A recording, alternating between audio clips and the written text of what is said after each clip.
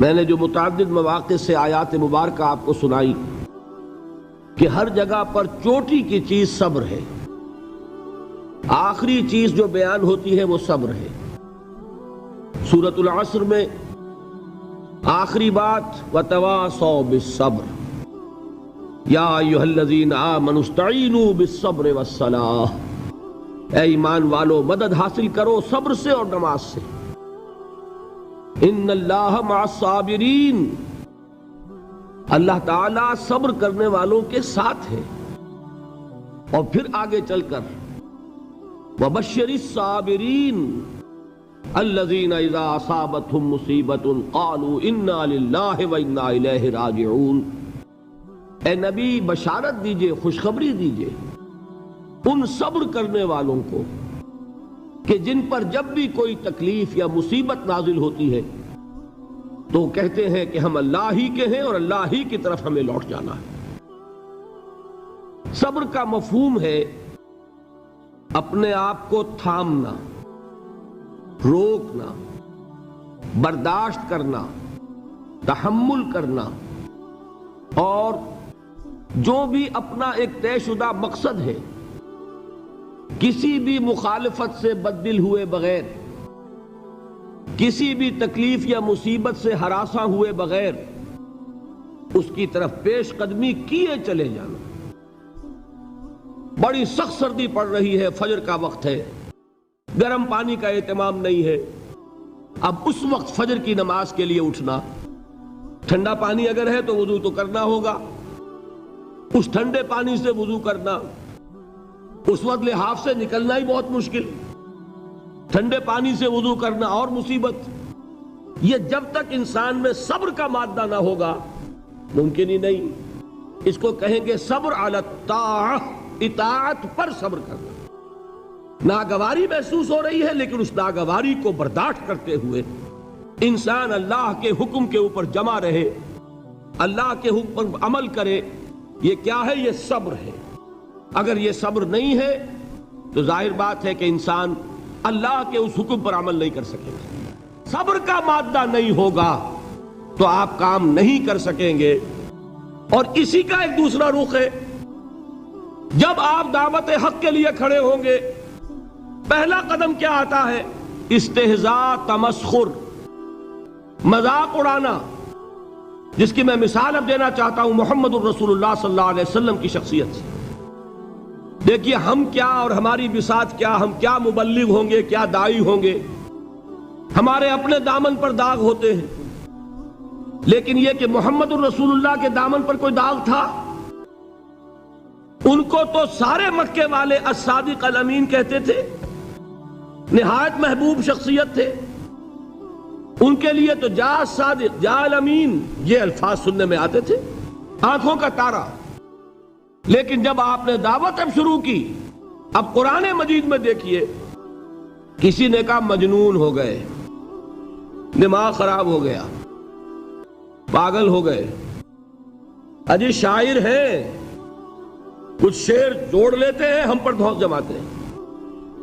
کسی نے کہا ساحر ہے، کچھ جادو سیکھ لیا ہے، یہاں تک کہ ایسے بدبخت بھی پیدا ہوئے، قرآن میں ہے ساحر کذاب، سحر کرنے والا جادوگر نہایت جھوٹا۔ یہ الفاظ کہے جا رہے ہیں کس کی شان میں؟ محمد الرسول اللہ صلی اللہ علیہ وسلم۔ قرآن میں نقل کیا گیا یا ایھا الذی نزل علیہ الذکر انک لمجنون۔ کبھی آپ نے اس کا ترجمہ سوچا؟ ہے وہ شخص، دیکھیے تصور کیجئے حضور جا رہے ہیں، تشریف لے جا رہے ہیں، کسی دعوت میں ہے، تبلیغ میں، یا ویسے ہی تشریف لے جا رہے ہیں، اور کوئی ایک جمگھٹا ہے لوگوں کا، ادھر سے فقرہ آتا ہے، تیر کی طرح لگتا ہے دل میں جا کر محمد کے صلی اللہ علیہ وسلم۔ اے وہ شخص جس کا یہ خیال ہے کہ اس پر کوئی ذکر نازل ہو رہا ہے، ہمارے خیال میں تو تمہارا دماغ خراب ہو گیا ہے۔ یا ایھا الذی نزل علیہ الذکر انک لمجنون، کہا کہ نہیں کہا؟ اور یہ نہ سمجھیے کہ حضور صلی اللہ علیہ وسلم کے قلب مبارک کو تکلیف نہیں ہوتی تھی۔ میں قرآن سے ثابت کروں گا، میں کہیں کوئی کہانیاں بیان نہیں کرنا چاہتا۔ قرآن نے کہا ہے وَلَقَدْ نَعْلَمُ انک یضیق صدرک بما یقولون، اے نبی ہمیں خوب معلوم ہے صلی اللہ علیہ وسلم کہ جو کچھ یہ لوگ کہہ رہے ہیں اس سے آپ کا سینہ بھنجتا ہے، یہ جو گھٹن ہوتی ہے، صدمہ ہوتا ہے۔ انک یضیق صدرک بما یقولون، ہمیں خوب معلوم ہے کہ جو کچھ یہ باتیں آپ کو سننی پڑ رہی ہیں، یہ کڑوی کسیلی باتیں، یہ جو فقرے چست ہو رہے ہیں، استہزاء ہو رہا ہے، تمسخر ہو رہا ہے۔ سورہ حجر میں ہے، ایک جگہ کھڑے ہوئے لوگ قرآن کا مذاق اڑا رہے ہیں، بھائی فلاں آیت تم لے جانا، فلاں آیت میری ہوگی، اس کے ٹکڑے کر رہے ہیں، اس کے ٹکڑے حصے بکھرے کر کے قیمہ بنا کر ان آیات کا تمسخر اڑا رہے ہیں۔ ایک جگہ قرآن مجید میں مذکور ہے کہ فرشتوں کا مذاق اڑ رہا ہے، بھائی یہ دیکھو محمد نے کہا ہے صلی اللہ علیہ وسلم کہ جہنم پر تو کل 19 فرشتے ہیں، علیہا 19 قرآن میں آیت نازل ہوئی۔ ایک پہلوان کہتا بھائی 10 کو تو میں سنبھال لوں گا، باقی 9 کا تم انتظار کر لو۔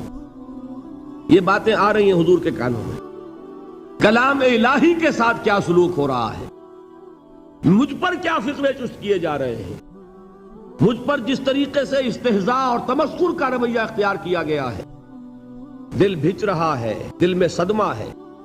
دیکھیے سورہ نون ہے، اور میرے نزدیک یہ دوسری وحی ہے جو حضور پر نازل ہوئی ہے، اس کی ابتدائی آیات، نون والقلم وما یسطرون ما انت بنعمت ربک بمجنون وان لک لاجرا غیر ممنون وانک لعلی خلق عظیم فستبصر ویبصرون بأیکم المفتون ان ربک هو یعلم بمن ضل عن سبیلہ وهو اعلم بالمہتدین۔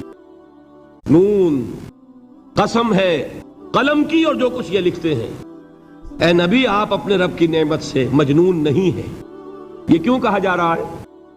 حضور کو جو صدمہ پہنچا ہے وہی نازل ہوئی ہے دل جوئی کے لیے، تسلی کے لیے۔ آپ کیوں برا منا رہے ہیں؟ اے نبی آپ کیوں صدمہ اور رنج اور اندوہ محسوس کر رہے ہیں؟ ان بدبختوں کے کہنے سے کوئی آپ مجنون ہو جائیں گے؟ مانتا بے نعمت ربک بمجنون وَإِنَّ لَكَ لَأَجْرًا غَيْرَ مَمْنُونَ، آپ کو جو یہ صبر کرنا پڑ رہا ہے، آپ کو جو یہ جھیلنا پڑ رہا ہے، اس کی وجہ سے آپ کو وہ اجر ملے گا جس کا سلسلہ کبھی منقطع نہیں ہوگا۔ وَإِنَّكَ لَعَلَىٰ خُلُقٍ عَظِيمٍ، اور اے نبی آپ تو خلق عظیم کے حامل ہیں۔ آپ کا اخلاق، آپ کا کردار، آپ کی سیرت، آپ کی شخصیت میں طہارت، نفاست، پاکیزگی، آج تک دنیا نے کوئی پاگل، کوئی مجنون ایسا بھی دیکھا؟ یہ ساری باتیں اللہ تعالیٰ حضور کی دلجوئی کے لیے فرما رہے ہیں۔ اس سے آپ اندازہ کیجئے کہ کتنا صدمہ ہوتا ہوگا۔ یہی ہے، اس ساری چیز کو جمع کیجئے تو یہ چیز کیا ہے؟ وَاصْبِرْ عَلَىٰ مَا يَقُولُونَ وَاهْجُرْهُمْ هَجْرًا جَمِيلًا، صبر کرو اے نبی، صبر کرو اے محمد صلی اللہ علیہ وسلم، جھیلو اور برداشت کرو اس پر جو یہ کہہ رہے ہیں۔ یریدون لیطفئوا نور اللہ بافواہہم، یہ چاہتے ہیں کہ اللہ کے نور کو اپنے منہ سے بجھا دیں، پھونکے مار کے ہی بس۔ نور خدا ہے کفر کی حرکت پہ خندہ زن، پھونکوں سے یہ چراغ بجھایا نہ جائے گا۔ یریدون لیطفئوا نور اللہ بافواہہم واللہ متم نورہ ولو کرہ الکافرون، یہ چاہتے ہیں کہ اپنے منہ کی پھونکوں سے اللہ کے نور کو بجھا دیں، حالانکہ اللہ تعالیٰ تو اپنے نور کا اتمام فرما کر رہے گا، خواہ ان کافروں کو کتنا ہی ناگوار ہو۔ اس کی ترجمانی ہے نور خدا ہے کفر کی حرکت پہ خندہ زن، پھونکوں سے یہ چراغ بجھایا نہ جائے گا۔ یہی وجہ ہے، دیکھیے مکی صورتوں میں خود نبی اکرم صلی اللہ علیہ وسلم کو اتنے مختلف پیرایوں میں صبر کا حکم دیا گیا۔ کچھ مثالیں میں دے چکا ہوں، وَلِرَبِّكَ فَاصْبِرْ، اسی طریقے سے وَاصْبِرْ كَمَا صَبَرَ أُولُو الْعَزْمِ مِنَ الرُّسُلِ، اے نبی صبر کیجئے جیسے کہ صبر کیا ہمارے اولو العزم رسولوں نے۔ وَاصْبِرْ وَمَا صَبْرُكَ إِلَّا بِاللَّهِ، اے نبی صبر کیجئے اور آپ کا صبر تو اللہ ہی کے سہارے ہے۔ وَاصْبِرْ لِحُکْمِ رَبِّكَ، یہ سورہ نون جس کی ابتدائی آیات میں نے آپ کو سنائی، نون والقلم وما یسطرون ما انت بنعمت ربک بمجنون. اس کا اختتام کیا ہوتا ہے؟ وَاصْبِرْ لِحُکْمِ رَبِّكَ وَلَا تَكُنْ كَصَاحِبِ الْحُوتِ اِذْ نَادَىٰ وَهُوَ مَكْظُومٌ. اے نبی صبر کیجئے اپنے رب کے فیصلے کا، انتظار کیجئے اور اس مچھلی والے کے مانند نہ ہو جائیے. مچھلی والا کون؟ حضرت یونس علیہ السلام. مچھلی والے نے اپنے دینی حمیت اور غیرت جو تھی اس کی وجہ سے اللہ کے حکم کا انتظار نہیں کیا، اپنی قوم کو چھوڑ کر چل دیے. نبی کا، رسول کا یہ معاملہ ہوتا ہے. جیسے کہ آپ کو معلوم ہے کوئی افسر ہے کسی حکومت کا، وہ اپنی پلیس آف ڈیوٹی کو نہیں چھوڑ سکتا. He must stick to his place of duty. بڑے افسرز کے لیے تو یہ بہت بہت اہم بات ہے. تو اے رسول، جہاں آپ کو ہم نے تعینات کیا ہے آپ وہاں سے ہل نہیں سکتے. کہ ذرا مخالفت ہوئی، لوگوں نے فقرے چست کیے اور آپ کہیں اور چل دیے، دفع ہوئیے، یہ بات نہیں سننا چاہتے میں کسی اور کو سناؤں گا. ہو سکتا ہے نا؟ ہم تو کرتے ہیں نا یہ، اس لیے کہ ہمیں تو اللہ نے کہیں تعینات تو نہیں کیا نا. اگر ایک جگہ کے لوگ بات نہیں سنتے، چلو بھائی ہم کہیں اور جائیں گے، وہاں بات سنائیں گے. لیکن رسول کا معاملہ ہوتا ہے جو اس کی پلیس آف اپوائنٹمنٹ ہے، he cannot leave his place without the express permission of اللہ سبحانہ و تعالی. آپ نے یہ سنا ہوگا، سیرت کی تقاریر میں پڑھا ہوگا کہ مدینے کی طرف ہجرت کی اجازت حضور نے تمام صحابہ کو دے دی. خود منتظر رہے جب تک کہ اللہ کی طرف سے اجازت نہیں آ گئی. حضرت ابو بکر پوچھتے رہتے تھے حضور اجازت آ گئی کہ نہیں؟ نہیں ابھی نہیں آئی. حضور اذن آ گیا؟ نہیں آیا. ابھی نہیں آیا. حبشہ کی طرف سب کو بھیج دیا، اجازت دے دی جو جانا چاہے چلا جائے. حضور کی صاحبزادی جو حضرت عثمان کے نکاح میں تھی وہ بھی ہجرت کر رہی ہیں، لیکن حضور تو نہیں گئے. رسول نہیں چھوڑ سکتا اپنی جگہ کو. یہاں تک کہ تمام تقریباً صحابہ چلے گئے، حضور رہ گئے، حضرت ابو بکر رہ گئے، حضرت علی رہ گئے. اور حضرت ابو بکر پوچھ رہے ہیں بار بار اجازت آئی یا نہیں؟ نہیں ابھی نہیں آئی. حضرت عائشہ نے واقعہ بیان کیا کہ ایک روز اچانک دوپہر کے وقت ہم نے دیکھا کہ حضور نے اپنے پورے جسم کو ڈھانپا ہوا ہے، چہرے کو بھی کپڑے میں ڈھانکا ہوا ہے اور تشریف لا رہے ہیں. یہ اس میں تعجب کی بات یہ کہ عرب میں آج بھی آپ کو معلوم ہے کہ یہ چیز جو ہے ان کی روایات کے خلاف ہے کہ دوپہر کے وقت کوئی کسی سے ملنے جائے. یہ وقت جو ہے قیلولے کا ہے، آرام کا ہے. تو این ٹھیک دوپہر کے وقت تشریف لائے حضور. آپ نے آ کے حضرت ابو بکر سے فرمایا کہ اجازت آ گئی ہے. حضرت ابو بکر نے بہت خوش ہو کر ایک بات کہی، حضور میں نے 2 اونٹنیاں تیار کی ہوئی ہیں. یعنی اب آپ وہ تو سوچتے تھے نا شاباش ملے گی کہ میں نے تیاری کی ہوئی ہے. میں نے 2 اونٹنیوں کو خوب کھلا پلا کے فربا کیا ہوا ہے، بڑی توانا ہے تاکہ ہم تیزی کے ساتھ سفر کر سکیں. حضور نے توقف کیا، فرمایا ہاں ٹھیک ہے، 1 اونٹنی میں استعمال کروں گا لیکن میں اس کی قیمت ادا کروں گا. حضرت ابو بکر کی آنکھوں میں آنسو آ گئے. روتے ہوئے کہا حضور مجھ سے یہ مغایرت، کیا یہ جان اور مال کسی اور کے لیے ہے؟ آپ مجھ سے بھی کہہ رہے ہیں میری اونٹنی جو ہے وہ بھی بلا معاوضہ آپ قبول نہیں فرما رہے. یہ ہے محمد الرسول اللہ کی غیرت اور حمیت کا معاملہ. اب دیکھیے ایک بات عجیب ہے، یہ ربط اپنے ذہن میں رکھیے. اللہ تو صبر کی تلقین کر رہا ہے اپنے رسول کو، اور رسول یہی تلقین کر رہے ہیں اپنے صحابہ کو.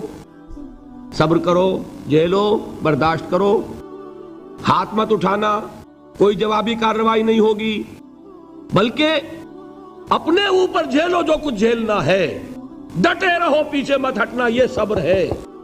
لیکن ہاتھ اٹھانے کی اجازت نہیں. چنانچہ اب ذرا چشم تصور سے دیکھیے، ابو جہل اس نے جو بدترین روش اختیار کی وہ ایک خاندان تھا حضرت یاسر، ان کی اہلیہ حضرت سمیہ اور ان کے فرزند حضرت عمار رضی اللہ تعالی عنہم. یہ غلام نہیں تھے. حضرت سمیہ تو کنیز تھیں لیکن یاسر غلام نہیں تھے. ان کی کہانی یہ ہے، واقعہ یہ ہے کہ یہ بہت نیک آدمی تھے. یاسر یمن کے باشندے، انہیں کو خواب میں بشارت ہوئی کہ نبی کا ظہور ہونے والا ہے مکے میں، جاؤ شاید ان کے قدموں تک پہنچ جاؤ۔ یہ یمن سے ترک وطن کر کے مکے آ گئے۔ ابو جہل کا ایک چچا تھا، بہت شریف النفس انسان، اس کے ساتھ معاہدہ کیا حلیف بن کر، اور وہ مکے میں رہنے لگے۔ اس لیے کہ یہ نوٹ کر لیجئے، مکہ اس وقت ایک قبیلے کا شہر تھا، صرف قریش۔ یا قرشی رہ سکتا تھا وہاں، یا قرشی کا حلیف، کہ اگر تو کسی قرشی نے آپ کو امان دی ہوئی ہے تو آپ رہ سکتے ہیں مکے میں، ورنہ نہیں۔ یا تیسرے قرشی کا غلام، غلام تو ملکیت ہی ہے اس کی، جیسے بھیڑ بکری ہے کسی قرشی کی، اسی طرح اس کے غلام ہے۔ یہ تین کیٹیگریز تھی انسانوں کی مکے میں۔ اسی کو نوٹ کیجئے کہ جو بیچارے غلام تھے وہ سب سے زیادہ ستائے گئے، اس لیے کہ غلاموں کے تو حقوق ہی کوئی نہیں تھے۔ بلال غلام تھے، ابو فقی غلام تھے، زنیرہ ایک کنیز تھی، ان کو جو ماریں پڑی ہیں اس کا آپ کو معلوم ہے۔ حضرت بلال کے ساتھ جو کچھ امیہ ابن خلف نے کیا، کہ جس طریقے سے کہ حیوانوں کی لاشیں جو ہے کھینچ کر گھسیٹ کر لے جائی جاتی ہیں، ان کی گردن میں رسی ڈال کر گھسیٹتے، اسی طریقے سے حضرت بلال کے گردن میں رسی ڈال کر ٹھیک دوپہر کے وقت مکے کی سنگلاخ گلیوں کے اندر گھسیٹا جاتا تھا۔ نیچے زمین جل رہی ہے توے کی طرح، اور ویسا بھی ہوتا تھا کہ چت لٹا دیا، اوپر سے وہ آگ مکے کا کہ سورج جو ہے ذرا نوٹ کیجئے، آگ برسا رہا، نیچے زمین توے کی طرح جل رہی ہے، اور ایک بھاری سل بھی لا کر جو ہے سر پر رکھ دی، چھاتی پر رکھ دی گئی ہے کہ آواز نہیں نکل رہی، جھاگ نکل رہے منہ سے، لیکن اس حال میں بھی احد احد احد، ایک ایک اللہ، قل هو اللہ احد، الفاظ نکل رہے۔ یہ ہے وہ صبر، صبر علی الابتلاء، صبر علی الایذاء۔ یہ ابتلاء اور ایذاء پر صبر ہے، جھیلو برداشت کرو، اس توحید پر قائم رہو، محمد کی رسالت کے اقرار کرتے رہو صلی اللہ علیہ وسلم، لیکن ہاتھ نہیں اٹھانا۔ اب میں آپ کو بتا رہا تھا یہ تو غلام تھے، یہ جو تھے یاسر، یہ حلیف تھے، غلام تو نہیں تھے نا۔ البتہ وہ ابو جہل کے چچا کی کنیز تھی یہ سمیہ، انہوں نے اجازت لے کر ان سے نکاح کر لیا، یہ تو کنیز رہیں گی۔ بیٹا جو ہوا وہ بھی ایک طرح سے، جب کنیز زیادہ ہے تو غلام ہو گیا، عمار ابن یاسر۔ وہ جو شخص تھا بہت شریف النفس ابو جہل کا چچا، وہ مر گیا، اب ابو جہل جو ہے اس خاندان کا سربراہ ہے، لہذا یہ تینوں جو افراد ہیں وہ اس کے رحم و کرم پر ہیں۔ یاسر کو بھی پروٹیکشن اگر ہے تو ابو جہل کی ہے، ابو جہل جو چاہے کرے، اور سمیہ تو کنیز ہے ہی، اس کا تو کوئی حق ہے ہی نہیں، جو چاہے کرے، اور عمار ان دونوں کا بیٹا ہے، لہذا بدترین معاملہ کیا ابو جہل نے ان تین افراد کے ساتھ۔ حضرت سمیہ کے ساتھ جو کچھ کیا گیا ہے آپ اس کا تصور نہیں کر سکتے۔ بالآخر جو شہید کیا ہے حضرت سمیہ کو، ایذائیں دے دے کے، سسکا سسکا کے، ان کے جسم کے نازک حصوں کو جلا کے، داغ دے کر، کہتا کیا تھا، ایک دفعہ کہہ دو کہ میرا جو یہ بت ہے یہ بھی الہ ہے، مان لو میں چھوڑ دوں گا۔ تنگ آ گیا، کسی طریقے سے ایک دفعہ کہہ دو پھر میں چھوڑ دوں گا۔ لیکن یہ میاں بیوی حضرت یاسر اور حضرت سمیہ رضی اللہ تعالی عنہما، یہ ہے ثبات، یہ ہے صبر، یہ ہے استقلال، ایک مرتبہ بھی کہنے کے لیے تیار نہیں ہوئے، جو چاہو کر لو، اب ہم تو اس سے پیچھے نہیں ہٹیں گے۔ تنگ آ کر اس نے حضرت سمیہ کی تو شرمگاہ میں برچھا مارا اور شہید کیا۔ حضرت یاسر کے بارے میں ایک روایت یہ ہے، ستا ستا کے، تنگ کر کر کے، آخر کار جو ختم کیا، انہیں شہید کیا کس طرح، 4 سانڈ اونٹ جوان، ان سے رسے باندھے، ایک رسے سے ایک بازو باندھا، دوسرے سے دوسرا بازو باندھا، تیسرے سے ایک ٹانگ باندھی، چوتھے سے دوسری ٹانگ باندھی، اور چاروں کو دوڑایا ہے کہ جسم کے پرخچے اڑ گئے۔ اس وقت سامنے سے حضور گزرتے تھے جبکہ آل یاسر کے ساتھ یہ معاملہ ہو رہا ہے، کیا فرماتے تھے، اسبروا یا آل یاسر فإن موعدکم الجنہ، اے یاسر کے گھر والوں صبر کرو، جھیلو، اس لیے کہ تمہارے وعدے کی جگہ جنت ہے. اللہ تعالیٰ ادھر آنکھ بند ہوگی ادھر جنت میں تمہارا داخلہ ہو جائے گا. یہ ہے تواصوا بالصبر والعصر ان الانسان لفی خسر. یہ تواصوا بالصبر پر کون عمل کر رہا ہے؟ محمد الرسول اللہ صلی اللہ علیہ وسلم. دے تو بھی محمد کی صداقت کی گواہی. یہ صداقت کی گواہی دیتے ہوئے انہوں نے اپنی جانیں دے دی. 4 سے لے کر 12 تک 8 برس اس کو کہتے ہیں پرسیکیوشن، فزیکل پرسیکیوشن، تشدد، مار پیٹ، جلانا، دہتے ہوئے انگاروں پر لٹانا، فاقے رکھنا، بھوکے رکھنا. ان کو ڈال دی گئی زنجیریں، گھروں میں بند کر دیا گیا نوجوانوں کو. حضرت عثمان کو چچا نے ان کے ایک چٹائی کے اندر لپیٹا اور دھونی دے دی. دم گھٹ رہا ہے، جان نکل رہی. حضرت مصعب بن عمیر رضی اللہ تعالی عنہ، وہ نوجوان 200 درہم کا جوڑا ان کا سل کر آتا تھا شام سے تیار ہو کر. لباس معطر ہوتا تھا، جدھر سے نکل گیا پوری گلی جو ہے وہ معطر ہو گئی. انگلیاں اٹھ رہی ہیں، وہ جا رہا ہے مصعب، یہ خوشبو اس کی ہے.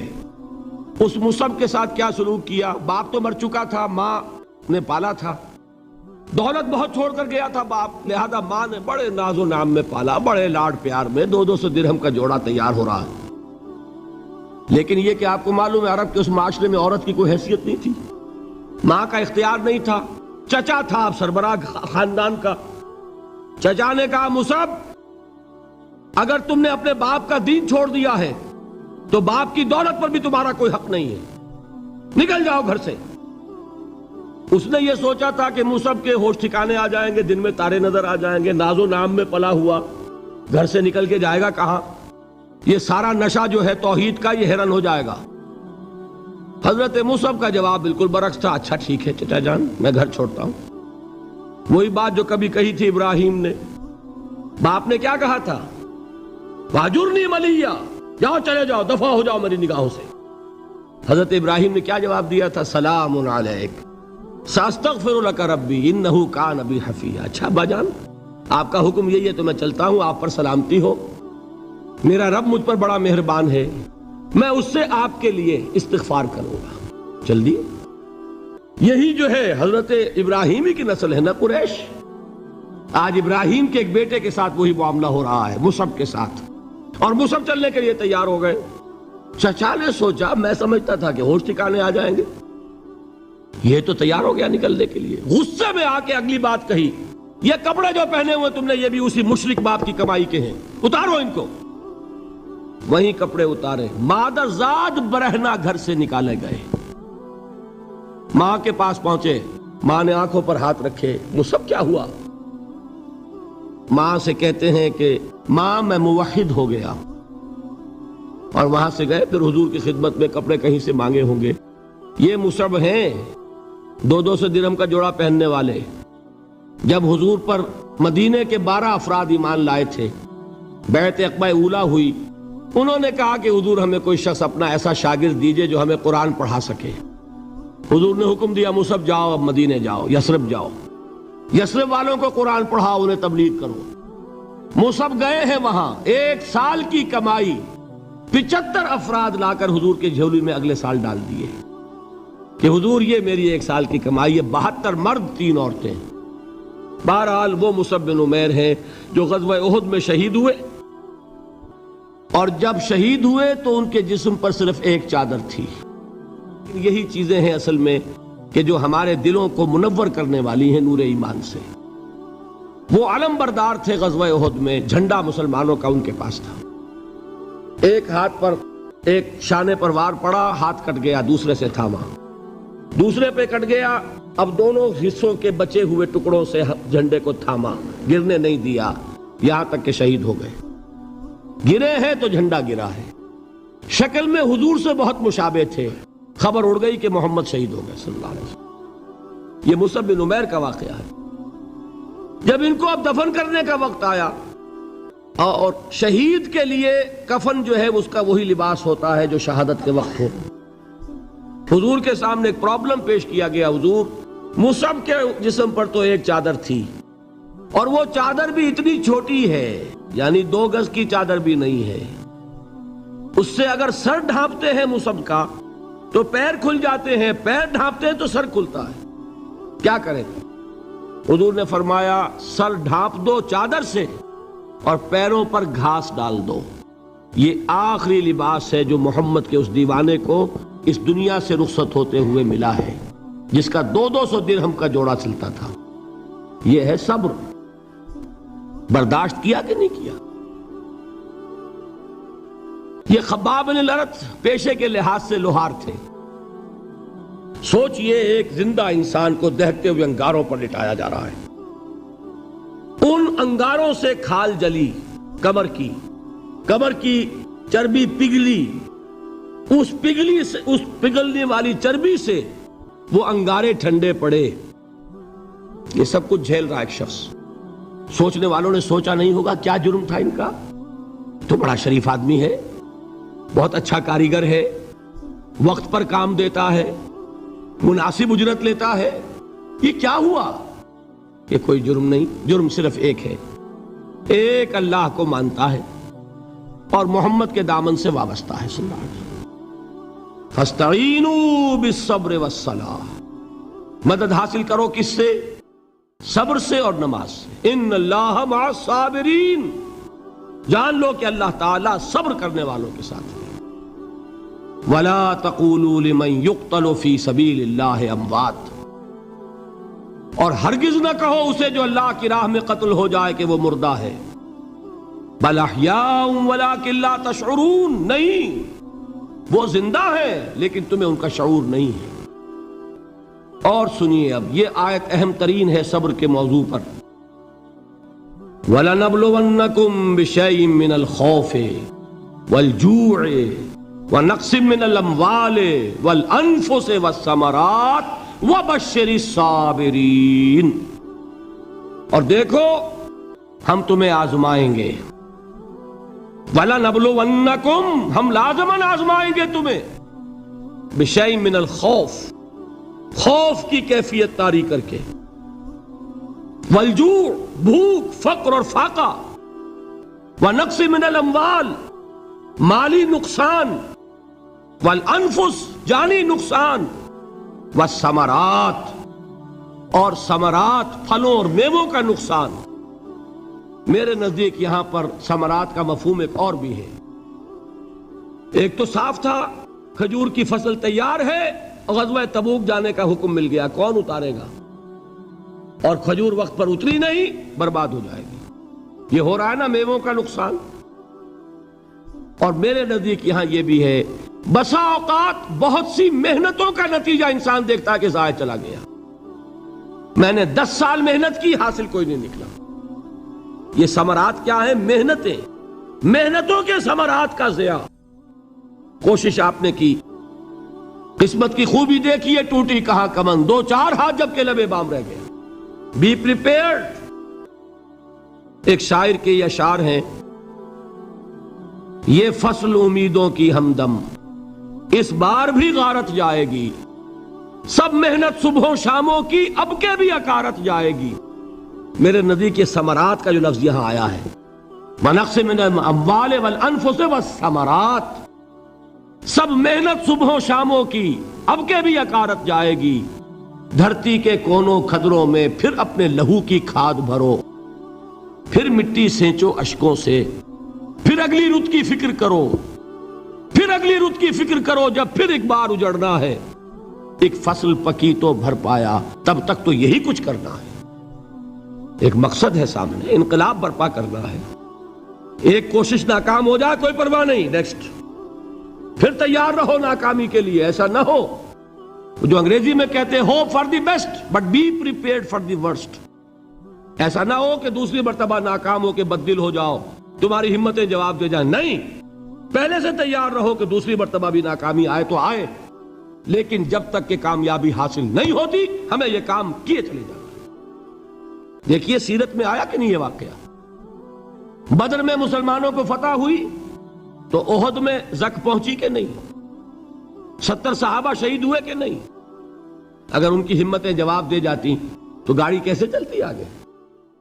تو فرمایا وَلَنَبْلُوَنَّكُمْ بِشَيْءٍ مِّنَ الْخَوْفِ وَالْجُوعِ وَنَقْصٍ مِّنَ الْأَمْوَالِ وَالْأَنفُسِ وَالثَّمَرَاتِ، ہم تمہیں لازماً آزمائیں گے خوف کی کیفیت سے، فقر و فاقے کی کیفیت سے، بھوک سے، جان کے نقصان سے، مال کے نقصان سے، محنتوں کے حاصل کے ضائع ہو جانے سے۔ وَبَشِّرِ الصَّابِرِينَ، اور اے نبی بشارت دیجئے صبر کرنے والوں کو۔ الَّذِينَ إِذَا أَصَابَتْهُمْ مُصِيبَةٌ، وہ کہ جب ان پر کوئی تکلیف آئے، کوئی مصیبت آئے، کوئی آزمائش آئے، قَالُوا إِنَّا لِلَّهِ وَإِنَّا إِلَيْهِ رَاجِعُونَ، وہ یہ کہیں کہ ہم اللہ ہی کے ہیں، اللہ ہی کی طرف لوٹ جانا ہے۔ یہ وہی انداز ہے جو میں نے فارسی کا شعر سنایا تھا آپ کو کہ سرے تسلیم خم ہے جو مزاج یار میں آئے۔ وہ ہمارا مولا ہے، ہمارا آقا ہے، اگر اسے یہی منظور ہے تو ہمیں بھی یہی منظور ہے۔ میں نے تسلیم و رضا کی بات کی تھی نا، آپ کو کچھ شعر سنائے تھے، ایک شعر اور سنیے، اور یہ کس کا ہے؟ محمد علی جوہر کا۔ ایک مرتبہ جیل گئے، ان کی ایک بیٹی جوان بیمار ہوئی، فوت ہو گئی، باہر چھوڑا انگریز نے، جاؤ بھائی دفن کر دو بیٹی کو۔ دوسری مرتبہ جیل گئے، دوسری جوان بیٹی اسی مرض میں مبتلا ہوئی۔ اب یہ جیل میں ہے، خبر پہنچی کہ دوسری بیٹی کے اوپر بھی اسی مرض کا حملہ ہوا ہے۔ ایک نظم لکھی ہے جس کا آخری شعر یہ ہے: تیری صحت ہمیں منظور ہے لیکن اس کو نہیں منظور تو پھر ہم کو بھی منظور نہیں۔ یہ ہے، جب تک یہ کیفیت نہ ہو اس میدان میں آدمی ثابت قدم نہیں رہ سکتا کہ میرے رب کو اگر یہ منظور ہے تو یہی مجھے منظور ہے، اور تیری صحت ہمیں چاہیے تو ضرور، لیکن ہمارے رب کو منظور نہیں تو ہمیں بھی منظور ہے۔ راضی برضائے رب۔ وَبَشِّرِ الصَّابِرِينَ الَّذِينَ إِذَا أَصَابَتْهُمْ مُصِيبَةٌ قَالُوا إِنَّا لِلَّهِ وَإِنَّا إِلَيْهِ رَاجِعُونَ۔ نہ شود نصیب دشمن کے شود ہلاک تیغت، سرے دوستہ سلامت کے تو خنجر آزمائی۔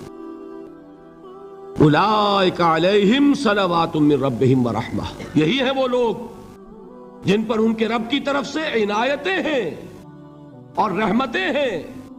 وَأُولَئِكَ هُمُ الْمُهْتَدُونَ، اور یہی ہیں وہ لوگ جو کامیاب ہونے والے ہیں، ہدایت پانے والے، ہدایت یافتہ۔ وَالصَّابِرِينَ فِي الْبَأْسَاءِ وَالضَّرَّاءِ وَحِينَ الْبَأْسِ، اور صبر کرنے والے، اصل نیکی ان کی ہے، جسمانی تکلیفوں میں صبر کرنے والے، فقر اور فاقے میں صبر کرنے والے، اور جنگ کے وقت صبر کرنے والے۔ اولئک الذین صدقوا واولئک هم المتقون، یہ ہیں وہ لوگ جو صبر کرنے والے ہیں، یہ ہیں جو سچے ہیں، جو اپنے دعوے میں نیکی کے اور ایمان کے صادق ہیں، اور یہی وہ لوگ ہیں جو متقی۔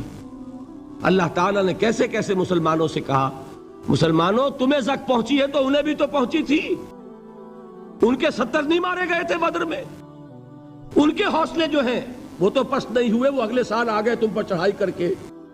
تم کیوں اتنا برا مان رہے ہو؟ تمہارے دل اتنے زخمی کیوں ہو گئے؟ تمہیں تکلیف پہنچتی ہے تو انہیں بھی پہنچتی ہے۔ اپنی غیرت جو ہے ہمیں ذرا اس کا جائزہ لینا چاہیے۔ لوگ باطل نظریات کے لیے کتنی قربانیاں دے رہے ہیں، لوگ باطل چیزوں کے فروغ کے لیے کتنی محنتیں کر رہے ہیں۔ جیسا کہ میں نے ابھی کہا تھا، اسی غیرت کو چیلنج کرنے کے لیے، ذرا آپ کی حمیت دینی کو جوش دلانے کے لیے، قادیانی نوجوان کتنی تعداد میں اپنے آپ کو دین کے لیے وقف کرتا ہے، اور آپ کتنے نوجوان ہیں جو اپنے آپ کو دین کے لیے وقف کر دیں، اور ہوں وہ کھاتے پیتے گھرانوں کے لوگ۔ یہ نہیں ہے کہ اگر کوئی اور کام نہیں کر سکتا تو پھر یہ ہے کہ وہ دین کے کام میں لگ جائے۔ باصلاحیت لوگ، کھاتے پیتے لوگ، ذہنی استعداد رکھنے والے لوگ، اونچے گھرانوں کے لوگ، وہ وقف کریں اپنے آپ کو دین کے لیے۔ اس کے بغیر کیسے باہر آ جائے گی، کیسے رونق آ جائے گی؟ تو دنیا میں باطل نظریات والے جو ہیں، یہ بات کہی گئی ہے، مسلمانوں تم اگر توحید کے لیے لڑ رہے ہو، دیکھتے نہیں ابو جہل کو، اس نے گردن کٹوائی ہے شرک کے لیے، شرک کے لیے گردن کٹوائے، اور تم توحید کے لیے گردن کٹوانے کو تیار نہ ہو۔ اس نے گردن کٹوائی کہ نہیں کٹوائی؟ اور کس طرح کٹوائی ہے؟ جو کہ بڑا متکبر قسم کا، فرعون قسم کا شخص تھا، جب گردن کاٹنے لگے تو کہتا ہے ذرا نیچے سے کاٹنا تاکہ جب تم نیزے کے اوپر چڑھاؤ میرے سر کو تو اونچا نظر آئے، معلوم ہو سردار کا سر ہے۔ وہ بدبخت مرتے ہوئے بھی جو اس کی یہ کیفیت تھی نا، اس کو ذہن میں رکھیے۔ تو یہ اس لوگوں نے قربانیاں دی، جانیں دی، تو فرمایا اگر تم ان سے زیادہ قربانی نہیں دو گے، یہ نوٹ کر لیجئے اس کو، مجرد اگر حق کو غالب کرنا اللہ کے ذمے ہو تو آنے واحد میں غالب کر دے گا، تمہیں تکلیف ہی دینے کی ضرورت نہیں۔ سمجھ رہے؟ کیا اللہ کے مقابلے میں کوئی باطل کی طاقت ٹھہر سکتی ہے؟ یہ تمہارے ایمان کا امتحان ہے، یہ تمہارے خلوص کی آزمائش ہے، یہ تمہارے امتحان کا ثبوت درکار ہے کہ اللہ تعالیٰ دیکھنا چاہتا ہے تم اس کے لیے اپنی جانیں قربان کرنے کو تیار ہو کہ نہیں، تم اس کے لیے تن من دھن لگانے کو تیار ہو کہ نہیں۔ اور یہ جان لو کہ اگر کفار اور مشرکین اور ملحدین اور باطل نظریات والے وہ جو کچھ قربانیاں اپنے باطل نظریات کے لیے دے رہے ہیں، ان سے زیادہ اگر تم نہیں دو گے تو حق غالب نہیں ہوگا۔ انہوں نے جو صبر کیا ہے اپنے باطل نظریات پر، اگر تم اس سے زیادہ صبر کا ثبوت نہیں دو گے اپنے اس حق پر تو حق غالب نہیں ہوگا۔ اس لیے فرمایا یا ایھا الذین آمنوا اصبروا وصابروا، نہ صرف یہ کہ صبر کرو بلکہ صبر میں اپنے دشمنوں سے آگے نکلو، ان کے صبر سے بڑھ کر صبر کرو۔ ورابطوا، مرابطہ کہتے ہیں چوکس رہنا، ہوشیار، پہرا دو، ایسا نہ ہو کہ دشمن جو ہے غفلت میں تمہارے اوپر کوئی حملہ جو ہے کر بیٹھے۔ واتقوا اللہ، اور اللہ کا تقوی اختیار کرو، لعلکم تفلحون، تاکہ تم فلاح پاؤ۔ یہ ہے حضرات تواصوا بالصبر۔